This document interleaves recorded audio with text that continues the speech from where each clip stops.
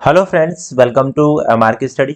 देखिए, बहुत ही ज़्यादा इंपॉर्टेंट सीरीज मैंने स्टार्ट करी है टॉप 20 मिक्स क्वेश्चन की। यहाँ पे सारे सब्जेक्ट को मैं कवर करूंगा। ठीक है, टॉप 20 मिक्स क्वेश्चन आपको मिलेगा शाम को। आपको 8 बजे या फिर 8:30 बजे आपको वीडियो मिल जाएगा। हम टाइम डिसाइड कर लेंगे जो भी है। तो सेट 1 रहेगा। आपको सर्च कैसे करना है? Top 20 mix question by MRK sir. इस तरीके से सर्च कर सकते हो। मैकेनिकल इंजीनियरिंग की कोई भी एग्जामिनेशन लेना, NPCIL की वैकेंसी आ चुकी है, DRDO CBT2 का अभी चल रहा है। ठीक है, तैयारी करो आप अच्छे से। And railway, India, RRB, JEE, SSC, JEE, Indian oil and HPCL, और बहुत सारे PSU के लिए जितने भी आपके एग्जाम है, बार्क है या फिर और भी एग्जाम है, इसरो, सभी के लिए इंपॉर्टेंट रहेगा। बस बस अच्छी तरीके से आप लगे रहो। ठीक है, मैं आपका पूरा पूरा साथ दे रहा हूँ। चलो, यहाँ पे अपना एप्लीकेशन है, वो एप्लीकेशन आपका डाउनलोड कर लेना सभी लोग। इसकी PDF है वो यहीं पे मिलेगी, free test, free PDF and notes यहीं पे मिलेंगे आपको एप्लीकेशन पे। ठीक है, तो MRK स्टडी करके आप प्ले स्टोर पे सर्च कर सकते हो, तो आपको मिल जाएगा। चलो, पहला क्वेश्चन देखिए। कह रहा है in an IC engine the combustion. IC engine में कंबस्शन कैसे होता है, दहन कैसे होता है? तो is by laminar flame propagation and cause adiabatic flame and temperature is turbulent flame propagation through a homogeneous mixture of a fuel and air. तो करेक्ट आंसर हमारा सी हो जाएगा। ठीक है, C answer is the correct answer. अब यहाँ पे कुछ इंपॉर्टेंट बात है, देखो। यहाँ पे क्या है कि SI जो इंजन होता है ना, SI की फुल फॉर्म क्या है? जैसे मैं बता रहा हूँ आपको, SI इंजन। ठीक है, SI इंजन, तो SI की स्पार्क इग्निशन होता है। ठीक है, पहले तो ये है spark ignition engine, spark ignition engine होता है। एंड यहाँ पे दूसरा पॉइंट मैं क्या बना दूं, यहाँ पे SI इंजन में, यहाँ पे ये पेट्रोल इंजन होते हैं। कैसे होते हैं? पेट्रोल इंजन होते हैं। ठीक है, कलर चेंज कर लेते हैं। पेट्रोल इंजन होते हैं। एंड इसके बाद देखो क्या होते हैं, ये मान लो इसका कंप्रेशन रेशियो जो होता है, कंप्रेशन रेशियो CR बोलते हैं, वो कितना होता है? 6:10 होता है पेट्रोल का। ठीक है, और ये कांस्टेंट वॉल्यूम पे वर्क करते हैं। Works on constant volume. ठीक है, ये सारे पॉइंट टू पॉइंट मैं करा रहा हूं आपको, जिससे आपको कोई दिक्कत ना हो। यहाँ ये इनका ऑक्टेन नंबर होता है। ठीक है, ऐसा इंजन होता है, ऑक्टेन नंबर होता है इनका, ऑक्टेन नंबर। ऑक्टेन नंबर जो होता है इनका होता है 80 से 100। अभी पूछा जाए पेट्रोल इंजन का जो यहाँ पे क्या कहते हैं, ऑक्टेन नंबर कितना होता है? 80 से 100 होता है। ठीक है, ये ध्यान रखना है आपको। या फिर कभी कभी 90 भी दे रखता है, 80 से 90 या 95 भी दे सकता है ऑप्शन में। ठीक है, और मैक्सिमम ये 2 स्ट्रोक होते हैं। एंड कांस्टेंट वॉल्यूम पे वर्क करता है। वर्क्स ऑन, ये तो लिखा दिया मैंने। ठीक है, works and constant volume. And यहाँ पे जैसे मान लो कि कौन कौन से प्रोसेस होते हैं, टू आइसेंट्रोपिक होता है। आइसेंट्रोपिक को ही हम बोलते हैं, और करके लिख दे रहा हूं, रिवर्सेबल एडियाबेटिक, एडियाबेटिक प्रोसेस। और टू हो गए हमारे कांस्टेंट वॉल्यूम। ठीक है, ये अपना रिवीजन होता रहेगा चीजों के हिसाब से। ठीक है, ये सारी चीजें हो जाएंगी, कोई दिक्कत नहीं है। चलो आगे चलते हैं। सेकंड क्वेश्चन देखिए। सेकंड क्वेश्चन देखो। A pump has a delivery head 75 metre water, which one of the following can be convenient method for measuring this pressure. एक पंप में 75 मीटर पानी का एक वितरण शीर्ष होता है, तो निम्नलिखित में से कौन सा एक दबाव के मापन के लिए उपयुक्त विधि हो सकती है? बताओ क्या आंसर रहेगा। Bourdon gauge, piezometer, single column, manometer with mercury pitot tube. तो करेक्ट आंसर हमारा जो हो जाएगा वो बॉर्डन गेज हो जाएगा। ठीक है, तो बॉर्डन गेज जो होता है, ठीक है, बॉर्डन ट्यूब या बॉर्डन गेज बोलते हैं, बॉर्डन ट्यूब या और गेज, बॉर्डन गेज किसके लिए यूज करते हैं हम इसको? High pressure, measurement of high pressure. ठीक है, हाई प्रेशर के लिए हम, हाई, हाइट लिख गया है, कोई दिक्कत नहीं है, चेंज कर देते हैं। हाई प्रेशर, हाई प्रेशर के लिए यूज करेंगे। एंड यहाँ पे आपका जैसे मान लो कि एक मैनोमीटर आता है। ठीक है, क्या आता है? पीजोमीटर आता है। एक तो दूसरा क्या होता है? पीजोमीटर। तो पीजोमीटर किस लिए यूज करते हैं? मॉडरेट प्रेशर के लिए, मॉडरेट प्रेशर। ठीक है, ये तो आपको पता ही होंगे, ये क्वेश्चन बहुत सारे क्वेश्चन मैंने करा चुका हूँ। ठीक है। एंड यहाँ पे आपको मैनोमीटर, जैसे आपको प्रेशर इन पाइप चैनल, ठीक है, मैनोमीटर जो होता है, एक होता है मैनोमीटर। मैनोमीटर क्या होता है? Pressure in pipe and channel. तो प्रेशर ये चेक कर, ये भी प्रेशर को मेजरमेंट करता है इन ए पाइप और चैनल।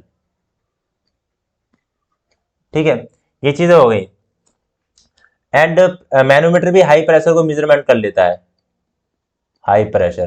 पर लेकिन ध्यान रखना, सबसे ज्यादा हाई प्रेशर जो करता है वो बॉटल ट्यूब करता है, बॉटल ट्यूब हो जाएगा। ठीक है। एंड यहाँ पे डिफरेंशियल मैनोमीटर और आता है एक, डिफरेंशियल मैनोमीटर। Differential manometer. तो डिफरेंशियल मैनोमीटर, जैसे मान लो आपको दो, कोई भी पाइप है, ठीक है, कोई भी पाइप है, दो पॉइंट पे आपको प्रेशर डिफरेंस फाइंड करना है। ठीक है, प्रेशर फाइंड करना है, तो आप डिफरेंशियल मैनोमीटर का यूज करोगे। ठीक है, यहाँ पे लिख दे रहा हूं, यहाँ पे लिख रहा हूं difference of pressure between two point.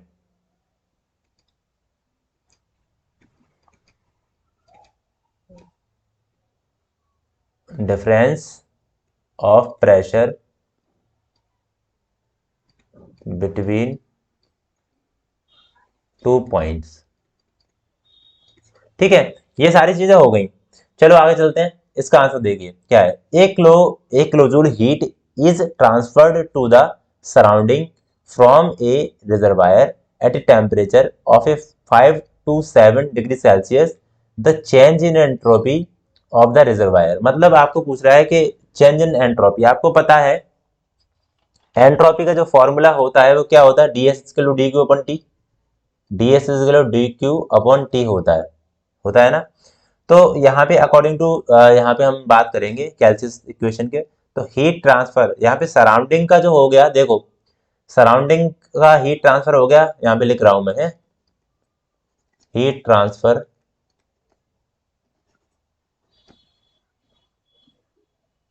To the surrounding.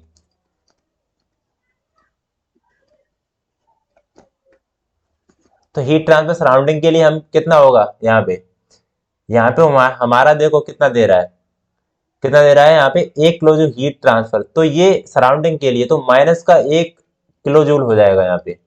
ठीक है, और हम यहाँ पे अगर बात करेंगे तो माइनस का 1000 जूल हो जाएगा। ठीक है, कोई दिक्कत नहीं।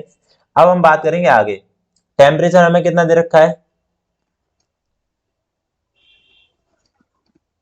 टेम्परेचर हमें कितना दे रखा है, वो दे रखा है हमारा 527 डिग्री सेल्सियस। ठीक है, अब इसको क्या करेंगे, 527 प्लस 273 जोड़ेंगे इसमें। ठीक है, तब केल्विन, हमें हमेशा केल्विन में ही हमें निकालना है 273। तो कितना हो गया यहाँ पे, ये हो गया हमारा 800। ठीक है, 800 केल्विन।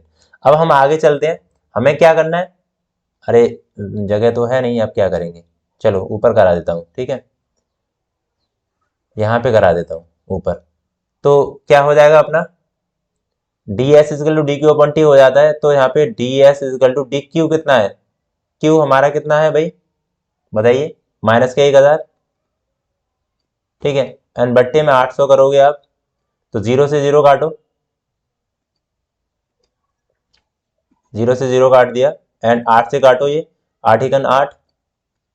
ठीक है, तो 1.8 दूनी 16 एंड 5। ठीक है, ये 1.25 जूल पर किलोग्राम, ये हमारा आंसर हो जाएगा। तो माइनस का होगा, ठीक है, ये ध्यान रखना, माइनस का होगा, माइनस का 1.25। तो क्या आंसर हो जाएगा यहाँ पे, बताइए, हमारा आंसर क्या हो जाएगा, माइनस का 1.25, सी आंसर यहाँ पे हो जाएगा। ठीक है, चलो आगे चलते हैं। क्वेश्चन नंबर 4 देखिए, the effect of reducing the evaporator pressure on a simple vapour compression refrigeration cycle is. एक साधारण वाष्प संपीड़न प्रशीतन चक्र पर वाष्पीकरणीय दाब को कम करने का प्रभाव है, क्या है भाई, the temperature in the condenser increase, the expansion divided from isenthalpic compression work required in reduce, there is a reduction in the refrigerant effect। क्या आंसर हो जाएगा इसका, सही आंसर क्या होगा, ये हो जाएगा हमारा डी ऑप्शन। ठीक है, there is a reduce in the refrigerant effect. ठीक है, D option the correct answer. Next देखते हैं question. A load W act downward at the free end of a cantilever beam of length L. ठीक है, सही है भाई, यहाँ पे ये है, ये पॉइंट है, यहाँ पे डब्ल्यू लोड लगा हुआ है और यहाँ पे इसकी एल लेंथ है। ठीक है, यहाँ से कह रहा है the shear force on a beam at a distance X from the free end, distance length L दे रखा है। ओके, शियर फोर्स पूछ रहा है, एक भार लंबाई एल के एक कैंटिलीवर बीम के मुख्य सिरे पर नीचे की ओर कार्य करता है, मुख्य सिरे पर एक्स दूरी पर बीम का अपरूपण बल हो, तो क्या हो जाएगा भाई, डब्ल्यू हो जाएगा। ठीक है, यहाँ पे डब्ल्यू हो जाएगा, B option is the correct answer. यहाँ पे देखिए आगे, pure refrigerant vapour is obtain from the consider in a vapour absorption cooling system. वाष्प अवशोषण शीतलन प्रणाली में संघनित्र के शुद्ध प्रशीतक वाष्प प्राप्त होता है by exchanging heat with the weak ammonia water solution directly from the evaporator by supplying the heat to the generator where ammonia gets released by feeding from an external reservoir।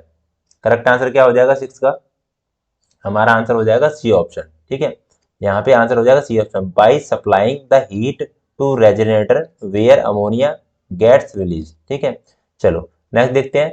यहाँ पे ये न्यूमेरिकल आ गया, फिर से numerical करते हैं, बहुत अच्छा न्यूमेरिकल होगा। तो यहाँ पे देखो कुछ इंपॉर्टेंट बता दूं आपको, जैसे मान लो कि वेपर कंप्रेशन साइकिल में वेपर एब्सॉर्प्शन साइकिल होता है। ठीक है, यहाँ पे लिख दे रहा हूँ VAPOUR, वेपर एब्सॉर्प्शन, ABSORPTION। ठीक है, सिस्टम।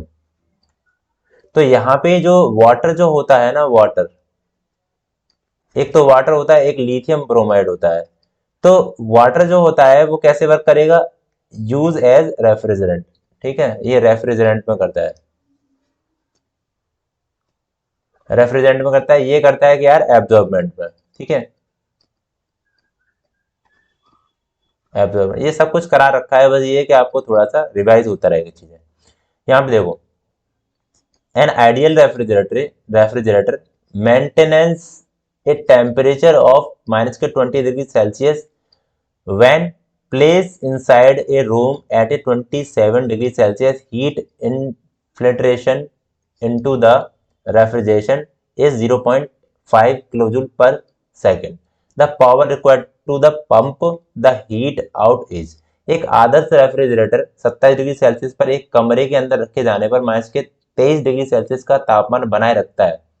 प्रशीतन में ऊष्मा अंतः स्तदन, क्या लिखा है भाई, ये 0.5 किलोजूल पर सेकंड है, ऊष्मा को बाहर निकालने के लिए आवश्यक, ऊष्मा को बाहर निकालने का मतलब हमें सीओपी फाइंड करनी है यहाँ पे कुल मिला के। तो सीओपी कोएफिशिएंट ऑफ परफॉर्मेंस होती है सीओपी। ठीक है, क्या होते हैं, डब्ल्यू Q1/W, क्योंकि पंप के केस में Q1/W होता है, या हम इसको हम ऐसे भी कर सकते हैं, यहाँ पे T1/T1 माइनस T2। ठीक है, ये फॉर्मूला हो गया यहाँ पे पंप के केस में, ध्यान ध्यान रखना, मैं बता चुका हूँ सब कुछ। अब यहाँ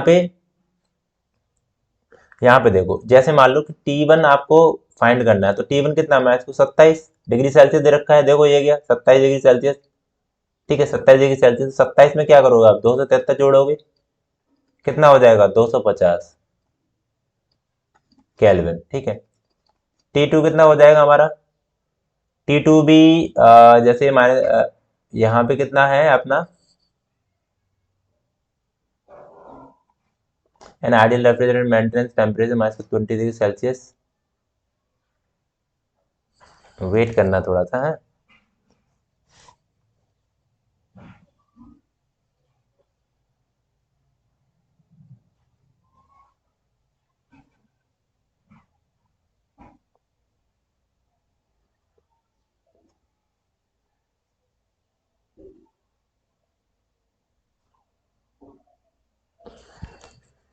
देखिए यहाँ पे ये जो है ना, यहाँ पे कुछ थोड़ा सा गलत है, यहाँ पे देखो, यहाँ पे 23 हो जाएगा, 23 है तब जाके 250 होगा।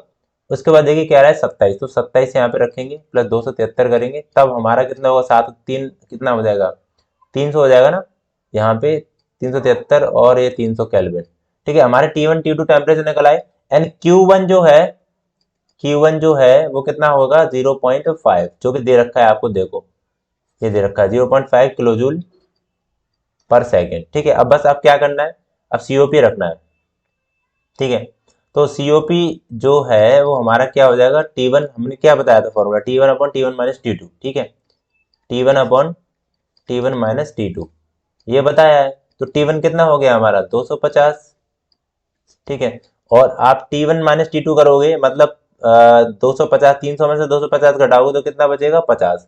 ठीक है, ये यहाँ पे 50 कर दिया मैंने, 5 से 5 काटो, 55 25, ये तो 5 आ गया। ठीक है, अब सीओपी हमारा क्या फॉर्मूला था, सीओपी बराबर हमारा था Q1 अपॉन डब्ल्यू। ठीक है, और यहाँ पे क्या हो जाएगा, हमारा सीओपी हमने निकाल चुके हैं 5, और Q1 हमें कितना दे रखा है डब्ल्यू, और डब्ल्यू हमें फाइंड करना है कुल मिला के। ठीक है, ध्यान से देखिए, डब्ल्यू हमें फाइंड करना है, तो Q1 हमें जो दे रखा है वो हम लिख दे रहे हैं ना सीधे सीधे। Q1 कितना दे रखा है हमारा, Q1 0.5 दे रखा है, तो हम 0.5 रखेंगे यहाँ पे बट्टे डब्ल्यू। तो डब्ल्यू का मान निकालो, डब्ल्यू 0.5 बट्टे 5 आ जाएगा, पॉइंट से पॉइंट हटाओ तो क्या हो जाएगा यहाँ पे 0.1,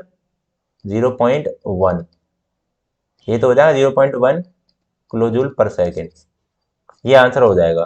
तो 0.1, तो डी आंसर अपना हो जाएगा। ठीक है, इस तरीके से इसको सॉल्व करेंगे। चलो नेक्स्ट क्वेश्चन देखिए, ये कह रहा है centrifugal pump use for pumping liquids containing suspension solid such as sewage और pump from a paper mills. कह रहा है निलंबित ठोस युक्त तरल पदार्थों को पंप करने के लिए उपयोग किए जाने वाले पेपर मिल्स के स्वेज का पल्प जैसे एक अपकेंद्रीय पंप है, has a soldered impeller and start without priming, needs to the operated at a low rpm and has an open impeller। तो आप सभी को पता है हैज एन ओपन इम्पेलर हम यूज करते हैं यहाँ पे, अगर हमारा क्या है, जैसे लिक्विड कौन सा हो, जैसे सॉलिड टाइप का लिक्विड हो या फिर थोड़ा सा मड टाइप का, तो ओपन इम्पेलर ही हम यूज करेंगे। ठीक है, एक तो क्लोज इम्पेलर होता है, सेमी क्लोज होता है, एक ओपन होता है, तो इस तरीके से। और क्लोज इम्पेलर जो होता है ना, क्लोज क्लोज इम्पेलर यूज किस में करते हैं भाई, यूज करते हैं पेट्रोल एंड डीजल में, पेट्रोल डीजल। ठीक है, पेट्रोल डीजल में हम यूज करेंगे, एंड या फिर एटीएफ बोलेंगे, एविशन टर्बाइन फ्यूल होता है। ठीक है, इसमें हम यूज करते हैं। चलो आगे देखो, कह रहा है a reservoir heat engine receive 240 kilojoule heat from a source at a 627 degree Celsius, मतलब 6 to 7 degree Celsius, and reject heat to the sink at 3 kelvin 300 kelvin, the available power is. एक उत्क्रमणी ऊष्मा इंजन 627 डिग्री पर स्रोत में 240 kilo joule पर second ऊष्मा प्राप्त करता है, तो 300 किलो केल्विन पर एक सिंक में ऊष्मा को स्क्वायर करता है, उपलब्ध शक्ति है। ठीक है भाई, तो यहाँ पे हम क्या करेंगे, हम देखो टी हायर टेम्परेचर आपको कितना दे रखा है 27, 627 डिग्री सेल्सियस, क्या करोगे 627 में 277 जोड़ोगे तो केल्विन में हो जाएगा कितना 900 केल्विन। ठीक है, 900, ये 900 केल्विन है। एंड इसके बाद टी लोअर आप देखोगे तो लोअर कितना हो गया यहाँ पे 300 केल्विन दे ही रखा है आपको सीधा सीधा। ठीक है, 300 केल्विन दे रखा है। ठीक है, क्यू इन दे रखा है, कितना दे रखा है यहाँ पे 240 किलो जूल पर सेकेंड। ठीक है, अब क्या करना है आपको, क्या निकालना है आपको, वर्क निकालना है यहाँ पे। ठीक है, तो आपको मैं बता दूं इफिशियंसी जो होती है, आपकी इफिशियंसी इफिशियंसी होती है डब्ल्यू अपॉन क्यू, या हम इसको ऐसे कर सकते हैं T higher minus T lower upon यहाँ पे टी हायर। ठीक है, तो डब्ल्यू अपॉन क्यू, अब क्या करोगे, अब डब्ल्यू अपॉन क्यू कितना है 240 है, हमें पता है, और टी हायर मतलब 900 माइनस टी लोअर कितना है 300 बटे टी एच कितना है 900। करो भाई इसको, क्या हो जाएगा, सॉल्व कर ले रहे हैं पहले से। 240, 9 में से 300 600, और यहाँ पे 900। अब काटा पीटी कर लो, यहाँ पे क्या आ जाएगा, 2 जीरो से 2 जीरो काटो, 2 3 6, नहीं 3 दूनी 6 आ जाएगा। ठीक है, यहाँ पे 3 से काटेंगे, 3 दूनी 6 और 3 तिरका 9, 3 से काटो 3 8 24 जीरो, और यहाँ पे डब्ल्यू बराबर कितना हो जाएगा 8 दूनी 16, 160 किलो जूल पर सेकेंड। ठीक है, तो देखो हमारा आंसर क्या हो जाएगा यहाँ पे 160 किलोजूल पर किलोवाट दे रखा है।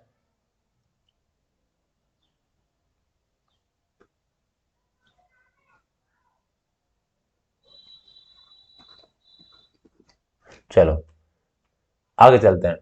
क्वेश्चन नंबर 10 देखिए क्या कह रहा है, identify the incorrect statement from the following option related to the reheat in Rankine cycle. Rankine cycle में आपको एक इनकरेक्ट ऑप्शन बताना है, वो कौन सा ऑप्शन हो जाएगा। कह रहा है involve partial expansion from steam in successive turbine stage, produce higher Rankine cycle efficiency, result in lower average temperature of heat addition, addition of a heat to system in each reheat stage in done to rise its temperature। तो incorrect option कौन सा हो जाएगा, हमारा C option हो जाएगा। ठीक है, result in lower average temperature of heat addition. ठीक है, चलो आगे देखते हैं। देखो यहाँ पे 1 टन रेफ्रिजरेशन सबसे ज्यादा आने वाला क्वेश्चन 210 होता है। ठीक है, तो 1 टन रेफ्रिजरेटर की वैल्यू और भी होती है एक, वो कितनी होती है 3.5 किलोवाट। ठीक है, ये हमारी सेकंड वैल्यू है, ये भी इंपॉर्टेंट है, ये भी बहुत ज्यादा। तो ये चीज हो गई। आगे देखिए, which of the following is not true with regards to an economiser in steam boiler. निम्न में से कौन सा एक स्टीम बॉयलर में इकोनोमाइजर के संबंध में सही नहीं है। It preheat feed water, economiser के संबंध में सही नहीं है, कौन सा है भाई बताओ। इट प्रीहीट्स फीड वाटर, ये तो गलत हो जाएगा। It use recovery from heat from the gases, ये भी गलत हो जाएगा। It gives increase boiler efficiency, ये भी गलत हो जाएगा। तो preheater it produce superheat steam, ठीक है ये सही होगा। इट प्रोड्यूस सुपरहीटेड स्टीम, ठीक है क्या करता है, सुपरहीटेड स्टीम को प्रोड्यूस करता है ये कौन, इकोनोमाइजर। ठीक है, चलो आगे देखते हैं इंपॉर्टेंट क्वेश्चन। कह रहा है mercury is a suitable fluid from barometer because. Barometer में के लिए पारा एक उपयुक्त तरल है, क्या है भाई, has very low vapour pressure at a room temperature, wet the glass surface, has a low boiling point, has high vapour pressure at a room temperature. क्या आंसर हो जाएगा इसका बताइए। करेक्ट आंसर हो जाएगा अपना ए, क्योंकि हमें पता है लो वेपर प्रेशर होता है मरकरी में। ठीक है, और मरकरी जो होती है, ठीक है मरकरी जो है ना एच जी बोलते हैं। ठीक है, एच जी का लो वेपर प्रेशर होता है, लो vapour pressure, vapour pressure P R pressure, and इसकी हाई डेंसिटी होती है, हाई हाई डेंसिटी।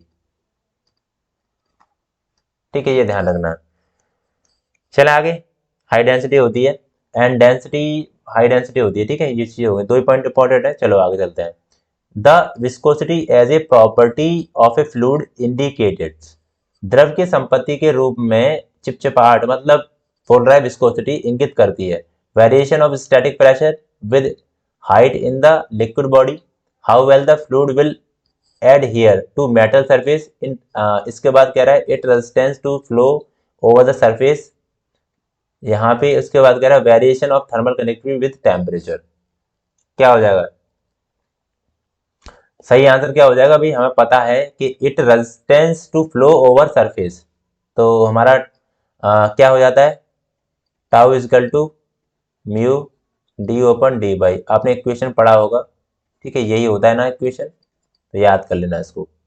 ठीक है, चलो आगे कह रहा है दो क्वेश्चन नंबर 15 में देखिए, identify the incorrect statement from the following option related to the below statement. कह रहा है superheater superheated steam is used in Rankine power cycle, superheated steam in used in Rankine power cycle because steam at the exit of a turbine will be less wet preventing erosion of turbine blades। सही हो जाएगा क्या ये बताइए, गलत होगा ये। ठीक है, इसका देखिए because it increase work output cycle for the same pressure limit, ये भी गलत है। इसके बाद because it increase efficiency of same pressure limit, ये भी गलत है। तो हमारा to reduce the work pumping, ठीक है ये हमारा सही आंसर हो जाएगा। To reduce the work of pumping. Correct answer हो जाएगा। चलो आगे देखते हैं। यहाँ पे देखो ये क्वेश्चन आ गया, इंपॉर्टेंट है क्वेश्चन।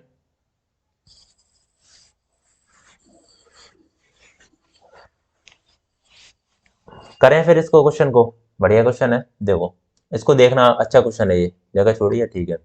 कह रहा है देखो, a piston 0.1 metre diameter expand over a stroke of 0.2 meter under constant gas pressure of 2 into 10 to 5 newton metre, the work done by the piston is. ठीक है भाई, तो work done by the piston क्या होता है? सबसे पहले देखो,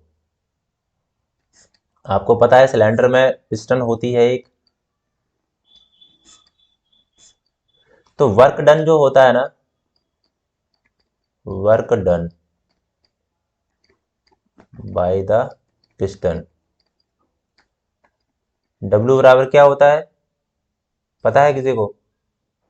प्रेशर इनटू डिस्प्लेसमेंट होता है, ठीक है।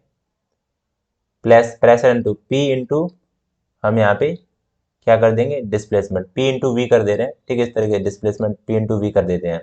तो W बराबर, यहाँ पे V जो होगा डिस्प्लेसमेंट वॉल्यूम होता है। V क्या होता है यहाँ पे? डिस्प्लेसमेंट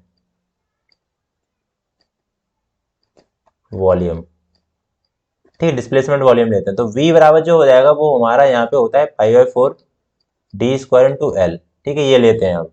तो यहाँ पे आपको पता होना चाहिए, व्यंजन आपने पढ़ा होगा तब यहाँ पे ये फॉर्मूला लगता है, ठीक है। तो अब आगे चलते हैं। आगे देखो, P हमारा क्या है?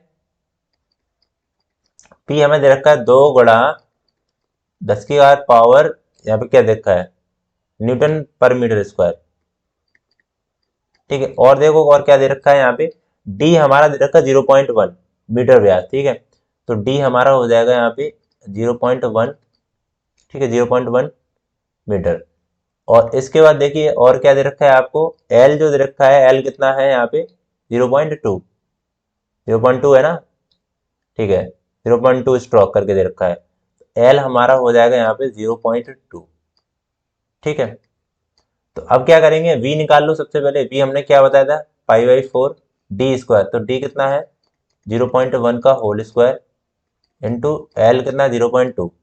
क्या करोगे आप, V बराबर पाई का मान 3.14 रखोगे बटे 4, 0.1 का होल स्क्वायर इंटू 0.2, ठीक है।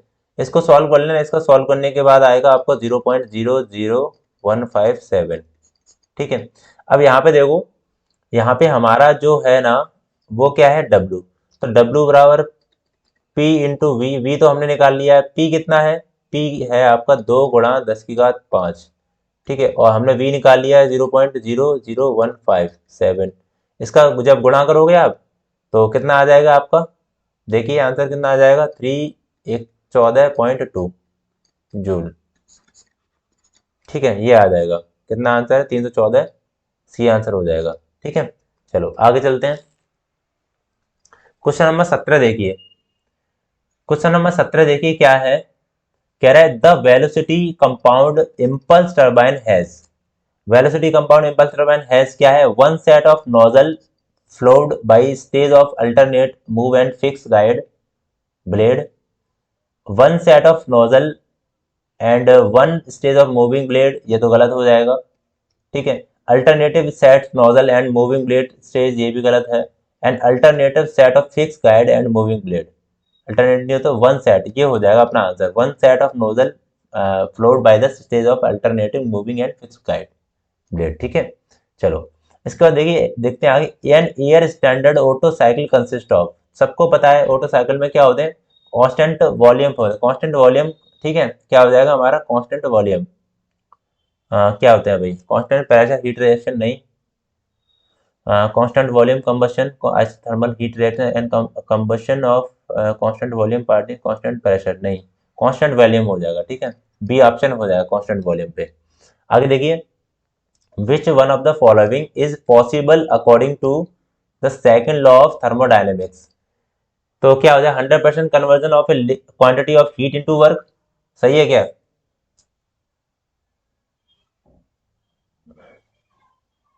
विच of the following is possible according to the second law of thermodynamics, okay, ठीक है। यहाँ पे कह रहा है spontaneous flow of heat from a cold to hot body. इसके बाद spontaneous compression of A gas without external work, A perpetual frictionless pendulum. तो हमारा आंसर हो जाएगा डी आंसर। ठीक है, चलो अब आपसे मैं एक बात पूछ रहा हूं, आपको एक चीज पता होगी, पी एम एम वन और एक आपको पता होगी पी एम एम टू। तो ये आपको बताओ, ये सेकंड लॉ ऑफ थर्मोडायनेमिक्स के अकॉर्डिंग कौन कौन कौन सी मतलब ये परपेचुअल मोशन मशीन हो जाएगी, पीएम टू हो जाएगी या पीएम वन हो जाएगी? करंट मतलब आपको बताना है कमेंट बॉक्स में, ठीक है, इसका आंसर। बाकी देखते हैं आगे।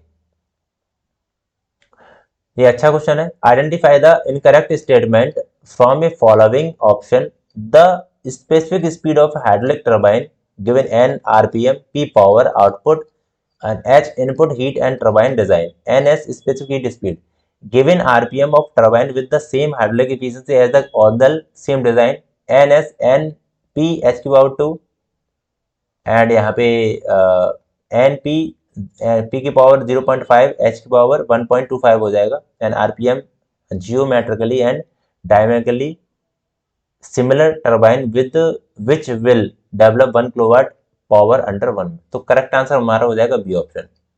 ठीक है, आपको पता है अगर मैं स्पेसिफिक स्पीड ऑफ टर्बाइन निकालूं, स्पेसिफिक स्पीड ऑफ टर्बाइन क्या होती है, एन रूट क्यू, क्या होता है एन रूट की एच क्या होती है 3/4।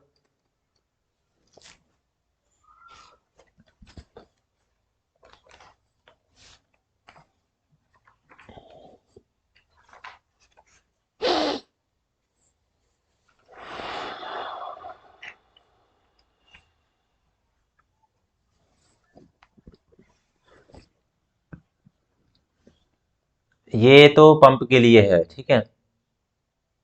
यहाँ पे क्या होता है, यहाँ पे जो हमारा इस टर्बाइन के लिए हो जाएगा वो एन रूट पी एच की पावर 5/4 होता है, ठीक है।